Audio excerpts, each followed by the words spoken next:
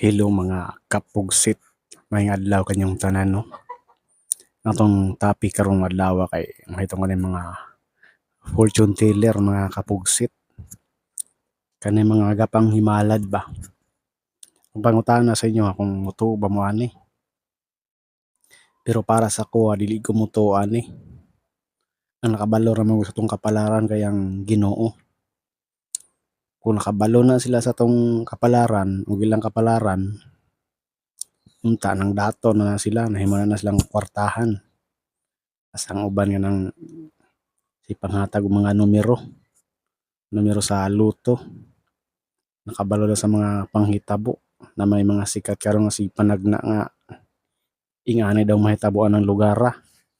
Na daw mahitabo nga mga linog, mga bulkan, mga bagyo. Di ko mutuwa na kay ang nakahibalo sa tanan ang Ginoo ra gyud, dili tao. Ug kung nakabalo man na siya, ang kahibalohan na dili gikan sa Ginoo, dili gikan sa dinautan. Usa ko nga inyong pangutan-on mga kapugsit. Dili ko mutuo na mga fortune teller kana mga himalad. Makabalo siya sa imong dangatan daw kuno. Maayo imong kapalaran og dili. Ang maayo na mga kapugsit, mga gika-guidance sa Ginoo, mag-ampo ka kada adlaw. Hindi man ka makasimba, may tungod kay busy ka sa imong trabaho. Busy ka sa imong pagpanginabuhi, paningkamot sa imong pamilya. May gika-guidance pirmi sa Ginoo sa matag adlaw mga kapugsit. Dili ka magsalig ng mga fortune teller. Kaya ka mga fortune teller, dili man ginagikan sa Ginoo. Ang uban nag-ingon sila nga tagaan daw sila gahom sa Ginoo aron makahibalo sa atong future ba, atong kapalaran.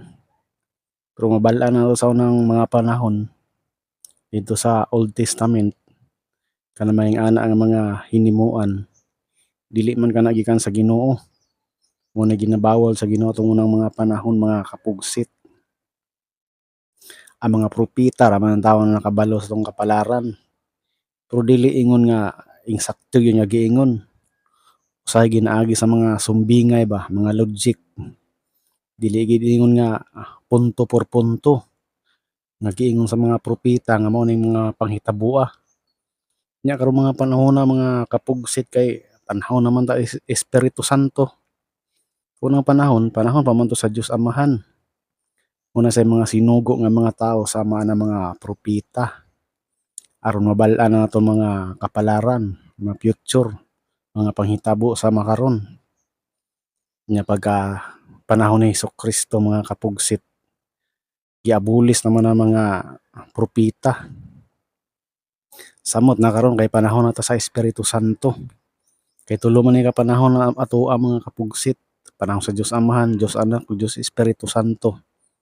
Karong mga panahon na wala na ng mga propeta. Wala na ngayon fortune teller. Kung magtuo mo ang mga kapugsit, lupig pay giila ninyo mga sarili. Mo lang na mga kapugsit, may adlaw kaninyong tanan.